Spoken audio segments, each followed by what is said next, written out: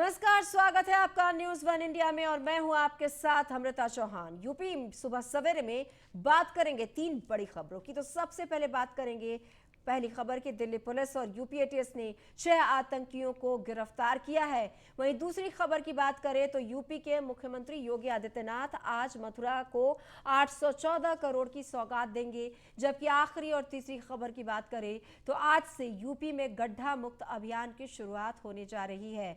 15 नवंबर को इस अभियान को चलाया जाएगा और सड़कों को गड्ढा मुक्त बनाया जाएगा। तो ये सुबह की तीन बड़ी खबरें हैं। ये तीनों खबर को विस्तार से मैं आपको बताऊंगी। तीन अलग अलग विंडो में हमने ये तीन तस्वीरें आपकी टीवी स्क्रीन पर दिखा रहे हैं हम, और आतंकी को कैसे कब्जे में लिया गया है और मथुरा को सौगात देंगे सीएम, और गड्ढा मुक्त कैसे होगा यूपी की सड़कें। तो चलिए, पहली बड़ी खबर, दिल्ली पुलिस और यूपी एटीएस को बड़ी सफलता हाथ लगी है। यूपी, दिल्ली, राजस्थान से 6 संदिग्ध आतंकी गिरफ्तार किए गए हैं। त्योहारों के पहले आतंकियों की बड़ी साजिश नाकाम हुई है। त्योहार में कई जगह धमाकों की साजिश की थी। दशहरा दिवाली पर सीरियल ब्लास्ट की तैयारी थी इन सभी की। 6 राज्यों में 15 सीरियल ब्लास्ट करने का प्लान था। गिरफ्तार आतंकियों में से 2 का पाकिस्तानी कनेक्शन है। दोनों आतंकियों ने पाकिस्तान में ट्रेनिंग ली हुई थी। ओसामा और जिशान ने पाकिस्तान में ट्रेनिंग ली थी। पाकिस्तानी खुफिया एजेंसी आईएसआई भी इनके पीछे हैं। तो ये एक बड़ा सवाल उठ रहा है कि आखिरकार एक बार फिर से आतंकियों के जो मंसूबे हैं वो इतने बढ़ कैसे गए। दोनों आतंकियों ने पाकिस्तान में ट्रेनिंग ली हुई थी और त्योहारों का वक्त आ रहा है। ऐसे में अलग अलग बड़े शहरों में सीरियल धमाके की योजना बना रहे थे और पाकिस्तानी खुफिया एजेंसी आईएसआई से इनके कनेक्शन है, ये कहा जा रहा है। दिल्ली पुलिस और यूपी एटीएस को बड़ी सफलता हाथ लगी है। तो दिल्ली पुलिस और यूपी एटीएस ने ये ज्वाइंट ऑपरेशन के तहत 6 संदिग्ध आतंकियों को गिरफ्तार किया है। अब इनसे पूछताछ होगी कई राउंड्स में, उसके बाद खुलासा हो पाएगा कि आखिरकार इनका मास्टरमाइंड कौन है, इसके पीछे किस किस का हाथ है। हालांकि पाकिस्तान का हाथ है, ये जो सूत्रों से मिलकर जो जानकारी सामने आ रही है। 6 राज्यों में 15 सीरियल ब्लास्ट का प्लान था। आपको बता दें कि ये आतंकी अलग अलग जगहों पर सीरियल ब्लास्ट करने की तैयारी कर रहे थे। तो त्योहारों के मौके पर इनकी योजना थी कि ये सीरियल ब्लास्ट करे। दोनों आतंकियों ने पाकिस्तान में ट्रेनिंग ली थी। ओसामा और जिशान, ये दोनों पाकिस्तान में इन्होंने आतंक की ट्रेनिंग ली थी। पाकिस्तानी खुफिया एजेंसी आईएसआई भी इनके पीछे हैं। तो ये कनेक्शन पाकिस्तान से जुड़ रहे हैं। सवाल ये उठ रहा है कि आखिरकार इनके मंसूबे इतने बढ़े कैसे हैं, इसके पीछे कौन है। और चलिए, आपको हम ये भी बताते हैं कि इनकी गिरफ्तारी कहां से हुई। मोहम्मद आमिर जावेद लखनऊ से गिरफ्तार किया गया है। जिशान कमर प्रयागराज के करेली से गिरफ्तार किया गया है। मूलचंद उर्फ लाला राय बरेली से गिरफ्तार किया गया है। बहराइच का ओसामा उर्फ समी दिल्ली से गिरफ्तार किया गया है। मोहम्मद अबू बकर दिल्ली से गिरफ्तार हुआ है। मुंबई का मोहम्मद शेख उर्फ समीर कालिया राजस्थान से गिरफ्तार किया गया है। तो ये 6 संदिग्ध हैं जिनको अलग अलग जगहों से गिरफ्तार किया गया है और इन सब से अब लगातार पूछताछ की जाएगी। कई राउंड्स की पूछताछ होगी और ये पता करने की कोशिश की जाएगी कि इनकी जो प्लानिंग थी, इसका मास्टरमाइंड कौन था। और ये तो खुलासा हो ही चुका है कि इनकी जो प्लानिंग थी वो दहशत फैलाने की थी। तो चलिए, पुलिस को कैसे मिली सफलता इनको पकड़ने में, ये भी हम आपको ग्राफिक्स के जरिए समझाते हैं। खुफिया इनपुट के बाद मल्टी स्टेट ऑपरेशन चलाया गया। पुलिस ने आतंकियों की गिरफ्तारी के लिए 10 टेक्निकल टीमें बनाई। पुलिस की अलग अलग टीमों ने कई राज्यों में ऑपरेशन चलाया। इस ऑपरेशन को खुफिया तरीके से चलाया गया। पुलिस को हमले और आतंकियों के एक्टिव होने का इनपुट मिला, जिसके बाद कार्रवाई करते हुए इन सभी 6 संदिग्धों को गिरफ्तार कर लिया गया है। और अब आगे की कार्रवाई की जा रही है, पूछताछ इनसे की जा रही है, पता करने की कोशिश की जा रही है कि आखिरकार इनका मास्टरमाइंड कौन है और कहां कहां से इनके तार जुड़े हैं। क्या पाकिस्तान के अलावा भी कोई और तार है? संवाददाता हमारे साथ लखनऊ से अश्विनी द्विवेदी जुड़ गए हैं ज्यादा जानकारी के लिए। अश्विनी, जो संदिग्ध पकड़े गए हैं 6, उनसे पूछताछ में कुछ खुलासा हुआ है? बिल्कुल। एक बार फिर उत्तर प्रदेश समेत देश के कई राज्य जो हैं जिनको आतंकी साजिश का शिकार होना था, वो उनको यूपी एटीएस या दिल्ली की स्पेशल टीम है उसने बचा लिया। निश्चित तौर पर उत्तर प्रदेश से 3 आतंकवादी संदिग्ध आतंकवादियों को पकड़ा गया है, जिसमें प्रयागराज से एक जिशान को, लखनऊ से आमिर को और जो रायबरेली है मूलचंद को वहां से गिरफ्तार किया गया। निश्चित तौर पर इसके अलावा 3 अन्य आतंकवादी, 2 दिल्ली से जिशान और इसके अलावा एक आतंकवादी राजस्थान से गिरफ्तार किया गया। निश्चित तौर पर एटीएस को और स्पेशल टीम दिल्ली को लगातार ये इनपुट मिल रहा था कि उत्तर प्रदेश समेत देश के कई राज्यों में जो त्योहारी मौसम आने वाला है, यहाँ दुर्गा पूजा है, दिवाली है, इस और रामलीला होती है, इस दौरान भीड़ इकट्ठी होती है, यहाँ पर धमाके करने की साजिश हो रही है, जिसके बाद एटीएस यूपी एटीएस एक्टिव होती है, जो दिल्ली से इनपुट आता है उसके अनुसार, और रेकी की जाती है। 10 दिन से 15 दिन तक रेकी होती है। धीरे धीरे कदम रखती है एटीएस, क्योंकि कोई भी एक गलत कदम पूरे प्रदेश को, पूरे देश को समस्या में खड़ा कर सकता था। लेकिन सजगता के चलते कहीं ना कहीं एक साथ कल 4 जगहों पर जो छापेमारी हुई, जिसमें लखनऊ था, प्रतापगढ़ था, प्रयागराज था और रायबरेली था। निश्चित तौर पर 4 जगह जब छापेमारी हुई तो उसमें से 3 जगह जो संदिग्ध आतंकवादी थे वो पकड़े गए, जिसमें जिशान है उसके पास से आईईडी भी बरामद हुआ है, जो काफी घातक विस्फोटक होता है। निश्चित तौर पर उसके बाद एटीएस ने सभी को अपनी गिरफ्त में ले लिया है और उनसे लगातार पूछताछ की जा रही है। कोर्ट में पेश किया जाएगा, उसके बाद उनकी रिमांड मांगी जाएगी और लंबी पूछताछ की जाएगी। पूछताछ में पता चला है कि इनका मास्टरमाइंड कौन था, इन्हें कौन ट्रेनिंग दे रहा था? क्योंकि जिस शुरुआती जो बातें खुलकर सामने आई है उनमें ये कहा जा रहा है कि जो 2 लोग हैं उनकी ट्रेनिंग पाकिस्तान में हुई थी, तो जाहिर है कि इनका कनेक्शन जो है पाकिस्तान का वो तो सामने आ ही रहा है। बिल्कुल। अगर प्रदेश के अंदर कोई भी आतंकवादी गतिविधि होती है तो कहीं ना कहीं पाकिस्तान में किसी न किसी तरीके से हाथ होता है। निश्चित तौर पर अगर बात करें जिशान की और ओसामा की, दोनों जो पाकिस्तान में 15 दिन तक ट्रेनिंग ले चुके हैं। जिशान जो ओसामा है और जिशान मस्कट होते हुए पाकिस्तान जाते हैं और 15 दिनों तक वहां पर ट्रेनिंग लेते हैं। उनके साथ में 10 से 15 जो बांग्लादेशी जो थे, ऐसी इनपुट आ रहा है कि बांग्लादेश जो बांग्ली भाषा जानते थे वो लोग भी वहां पर ट्रेनिंग ले रहे थे। निश्चित तौर पर एटीएस सजग रही, जिसके चलते एक बार फिर जो एक बड़ा हादसा, बड़ा कारनामा जो इनका आतंकवादियों का फेल किया गया। इससे पहले भी 15 अगस्त को भी उत्तर प्रदेश को दहराने की कोशिश की जा रही थी, लेकिन उत्तर प्रदेश एटीएस ने एक बड़ी कामयाबी हासिल की थी, जिसमें लखनऊ से भी गिरफ्तारी हुई समेत कई जगहों से गिरफ्तारियां हुई थी। और एक बार फिर जो एटीएस ने बेहतर काम किया है, उत्तर प्रदेश एटीएस ने, और एक बार फिर उत्तर प्रदेश को बचाया गया है। जी अश्विनी, इस बात से भी इनकार नहीं किया जा सकता है कि इनसे कई राउंड्स में पूछताछ होंगे और इस पूछताछ के बाद और भी गिरफ्तारियां होंगी, क्योंकि अगर एक बार में 6 लोग पकड़े गए हैं और इतने राज्यों को इन्होंने टारगेट किया था तो जाहिर है इनकी तादाद और बढ़ जाएगी। बिल्कुल। किसी भी घटना को अंजाम देने के लिए एक बड़ा नेटवर्क का इस्तेमाल आतंकवादी करते हैं। ये तो सिर्फ अभी शायद मोहरे ही होंगे, लेकिन इनके आका कौन है, इनके जो काम करने वाले लोग वो कौन है, एटीएस एक लंबी पूछताछ करेगी। अगले आने वाले दिनों में कई गिरफ्तारियां हो सकती है। इस बीच एक सबसे बड़ी चीज निकल के आई, अंडरवर्ल्ड और आईएसआई का गठजोड़ निकल के आया, क्योंकि जो अभी तक इनपुट मिला पुलिस के अनुसार, सूत्रों के अनुसार, उस अनुसार ये है कि अंडरवर्ल्ड जो डॉन है दाऊद इब्राहिम का भाई, देश में कई जगह आतंकवादी घटनाएं कराना चाहता था, जिससे उसका वर्चस्व कायम रहे, उसका खौफ कायम रहे। लेकिन अब जो उत्तर प्रदेश एटीएस थी, देश की जो सुरक्षा एजेंसियां थी, उन्होंने उसके मंसूबे को नाकाम कर दिया और एक बार फिर देश को सुरक्षित बचा लिया। जी अश्विनी, बहुत बहुत धन्यवाद आपका इस तमाम जानकारी के लिए। तो आपको बता दें कि अभी पूछताछ चल रही है और माना यह जा रहा है कि और भी गिरफ्तारियां हो सकती हैं।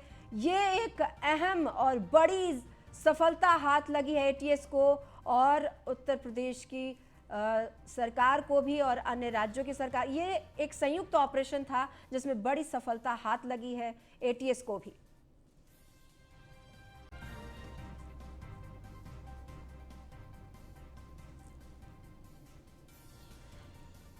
तो आपको बता दें, यूपी, दिल्ली, राजस्थान से 6 संदिग्ध आतंकी गिरफ्तार किए गए हैं और इनसे लगातार पूछताछ की जा रही है। त्योहारों के पहले आतंकियों की बड़ी साजिश नाकाम हो गई है। इन सभी से पूछताछ की जा रही है, लेकिन कहा जा रहा है कि इनसे पूछताछ में और कई खुलासे हो सकते हैं और कई और गिरफ्तारियां हो सकती है। दशहरा दिवाली पर सीरियल ब्लास्ट की तैयारी थी और ये एक बड़ी सफलता मानी जा रही है क्योंकि 6 राज्यों को टारगेट किया गया था। बढ़ते हैं आगे और बड़ी खबर मथुरा से। आज मथुरा को सीएम योगी बड़ी सौगात देने जा रहे हैं। सीएम योगी आज प्लांट का करेंगे शुभारंभ। मथुरा के कोसी कला में लगा है 814 करोड़ का प्लांट से 1500 लोगों को रोजगार मिलेगा। आलू चिप्स प्लांट से काफी तादाद में जो लोग हैं उनको रोजगार मिलेगा और कहा जा रहा है कि 1500 लोग ऐसे हैं जिनको रोजगार मिलेगा। 5000 किसानों को इसका फायदा होगा। प्लांट में 30% महिलाओं को नौकरी मिलेगी। किसानों से 1.5 लाख टन आलू की खरीदारी होगी। जाहिर है किसानों को भी फायदा होगा और जिन लोगों को यहाँ पर काम पे लगाया जाएगा उनके लिए यहाँ पर एक बड़ी बात यह है कि उन्हें रोजगार मिलेंगे, यानी उत्तर प्रदेश में रोजगार के नए आयाम बन रहे हैं। तो कोसी कला में जो 814 करोड़ का प्लांट लगा है, इससे प्रदेशवासियों के लिए बहुत ही अच्छी खबर है, इसलिए कि यहाँ पर रोजगार के नए अवसर मिल रहे हैं। किसानों के लिए अवसर है कि अगर आलू चिप्स प्लांट लगता है तो वो ज़्यादा से ज़्यादा आलू का उत्पादन करेंगे और आलू सरकार खरीदारी करेगी और आलू चिप्स बनाया जाएगा।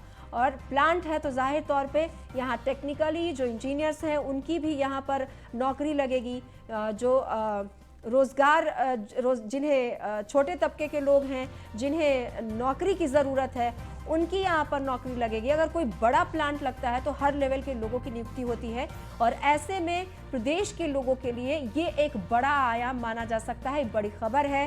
सीएम योगी लखनऊ से इसका वर्चुअली लोकार्पण करेंगे। प्लांट से 1500 लोगों को रोजगार तो मिलेगा ही, 5000 किसानों को इसका फायदा मिलेगा। तो आज मथुरा को एक बड़ी सौगात दी जा रही है सीएम योगी की तरफ से। तो मथुरा के लिए एक अहम खबर है, बड़ी खबर है मथुरा वासियों के लिए, क्योंकि यहाँ पर रोजगार के नए अवसर भी खुलने जा रहे हैं। किसानों के लिए नए आयाम है, किसानों को फायदा मिलेगा और जो आलू की खेती करते हैं जो किसान, उनके लिए एक बहुत अच्छी खबर है। क्योंकि आज मथुरा को जब सौगात देंगे सीएम योगी, वर्चुअली इस सौगात को देने जा रहे हैं मथुरा के लोगों को, तो किसानों से 1.5 लाख टन आलू की खरीदारी होगी और यहाँ पर आलू के चिप्स बनाए जाएंगे। और जो आलू के चिप्स बनाएंगे उसके लिए कारीगर की ज़रूरत होगी। जाहिर तौर पे यहाँ पर कारीगरों को भी नौकरी मिलेगी और टेक्निकली जो यहाँ पर मशीनें होती हैं उनको चलाने के लिए ऐसे लोगों की भी ज़रूरत होगी। तो यहाँ पर रोज़गार के आयाम हैं और जाहिर तौर पर जो नौकरी ढूंढ रहे हैं उनके लिए अच्छी खबर है।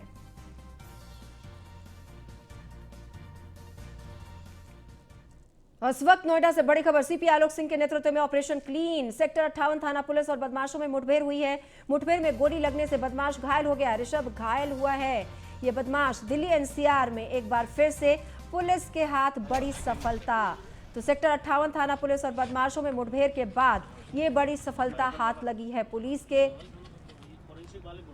सेक्टर 58 थाना पुलिस और बदमाशों के बीच मुठभेड़ हुई है। मुठभेड़ में गोली लगने से बदमाश ऋषभ घायल हो गया है। दिल्ली एनसीआर में ऋषभ पर कई मामले दर्ज हैं। इसके पास से तमंचा, लूट के सामान और बाइक बरामद की गई है।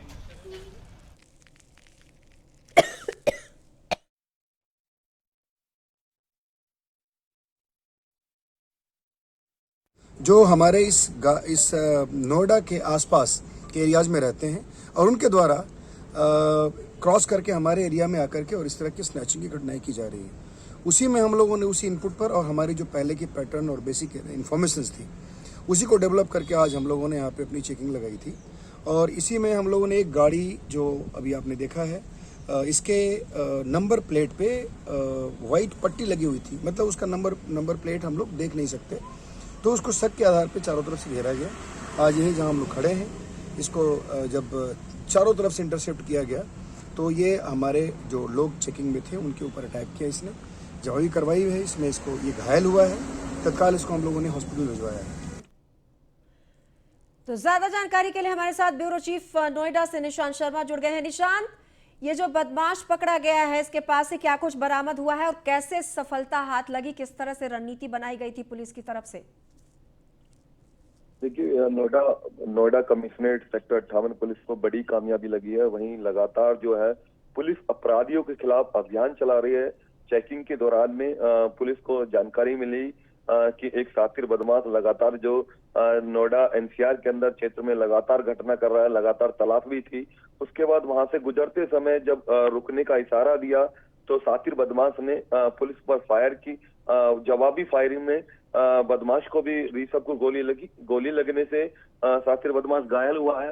पूर्व में भी चुका है, गैंगस्टर का आरोपी रहा है। दर्जनों नोएडा दिल्ली एनसीआर के अंदर मुकदमे रहे हैं, जिसके बाद में सुबह ही एक बड़ी घटना को अंजाम दिया था। और घटना करते समय जो मोबाइल लूट की घटना की और घटना करते समय उस पर पत्थर से हमला भी किया था, क्योंकि जो लोग विरोध करते थे, जो जिस समय लूट की घटना करता था, तो उस समय ये पत्थर से या हथियारों से हमला करने की घटना कर देता था, जिससे लोग घायल हो जाते थे और लूट की घटना को अंजाम देकर फरार हो जाता। पुलिस को बड़ी कामयाबी लगी है। पुलिस ने गिरफ्तार किया है। मौके से इसके पास से लूट के 4 फोन बरामद हुए हैं, एक मोटरसाइकिल बरामद हुई है और कहीं ना कहीं एक तमंचा बरामद हुआ, कारतूस बरामद हुआ। ये बड़ी कामयाबी पुलिस की तरफ से देखी जा रही है। नोएडा सेक्टर 58 के हाथ लगी है। और इसके पास से ये भी देखा जाए कि दर्जनों नोएडा दिल्ली एनसीआर पर इसके आपराधिक इतिहास है, दर्जनों मुकदमे हैं ऋषभ के खिलाफ। तो कहीं ना कहीं पुलिस को अब कार्रवाई कर पुलिस ने इसको सलाखों के पीछे भेजा जा रहा है। इसको पहले जिला अस्पताल में भर्ती कराया गया और पुलिस के हाथ बड़ी कामयाबी लगी है। लगातार जो पुलिस है, Noida commissionerate police operation clean चला रही है। निशांत, क्या इसके साथियों का भी कुछ पता चल पाएगा? क्योंकि अगर ये कब्जे में आया है तो जाहिर तौर पर जो इसके साथी छुपे हुए हैं उनको भी पुलिस पकड़ने में कामयाब हो जाएगी पूछताछ के बाद। हालांकि जो बदमाश को गिरफ्तार करने के बाद घायल अवस्था में इसको गिरफ्तार किया गया है। अब इसको उपचार के लिए अस्पताल में भर्ती कराया गया है। उसके बाद इसके गठ जोड़ की जो इसका चैन सिस्टम है, किन किन अपराधियों से इसका सिस्टम है, किस तरीके से चोरी के मोबाइल, लूट के मोबाइल कहाँ बेचा करता था, किन को बेचा करता था, उन सब की पुलिस तलाश कर रही है। और जल्दी पुलिस का यह कहना है कि जो भी आरोपी है, जो भी दोषी है, जो भी बदमाश है, उसको छोड़ा नहीं जाएगा, अपराधी को बख्शा नहीं जाएगा। अपराधी अपराध करेगा तो कहीं ना कहीं नोएडा कमिश्नरेट पुलिस के हाथों से नहीं बचेगा। तो पुलिस की साफ तौर पर बदमाश के लिए चुनौती है और ये पुलिस के लिए एक बड़ी सफलता है। और पुलिस जो है लगातार ऑपरेशन क्लीन जो चला रही है और जिसको देखते हुए जी निशांत, बहुत बहुत धन्यवाद आपका इस तमाम जानकारी के लिए।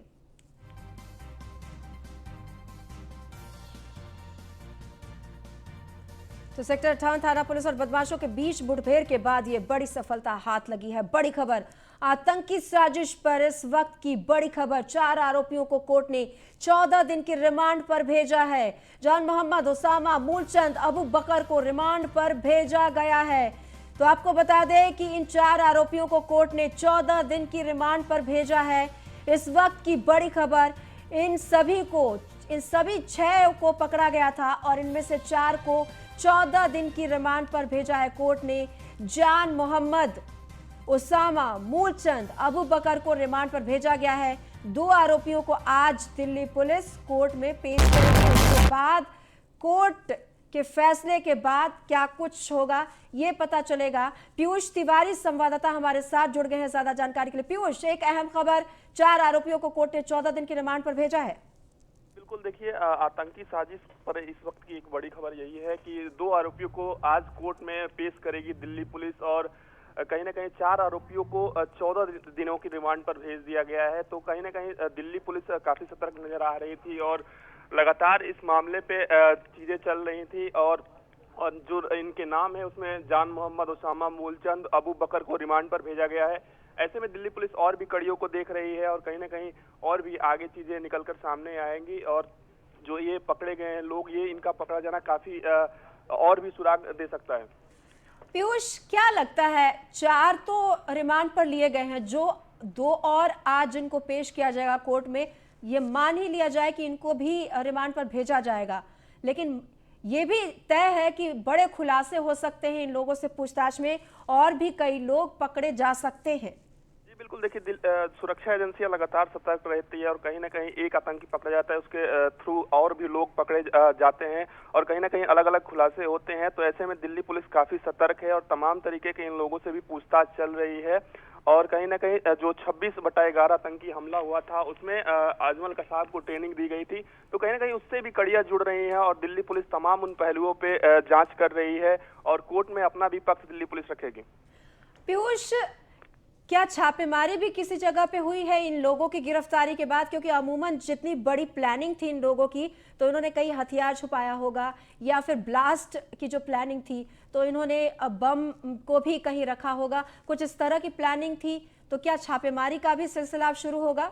जी बिल्कुल, दिल्ली पुलिस अपनी तरफ से कोई भी कोर कसर नहीं छोड़ेगी और कहीं ना कहीं जैसे ये लोग आतंकी पकड़े गए हैं तो अलग अलग जगहों पे छापेमारी की जाएगी। जैसे इनसे पूछताछ में अलग अलग खुलासे ये लोग करेंगे, इसके बाद से दिल्ली पुलिस को जहां भी इनपुट मिलेंगे वहां पे ये दिल्ली पुलिस अपनी जांच पड़ताल करेगी। दिल्ली पुलिस की स्पेशल सेल इस मामले को देख रही है और कहीं ना कहीं जो भी इसमें खुलासे निकलकर सामने आएंगे उस पे दिल्ली पुलिस गहनता से जांच करेगी।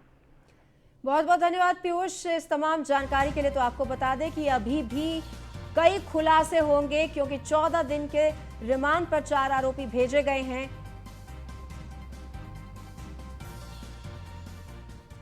फिलहाल इस बुलेटिन में इतना ही। नमस्कार।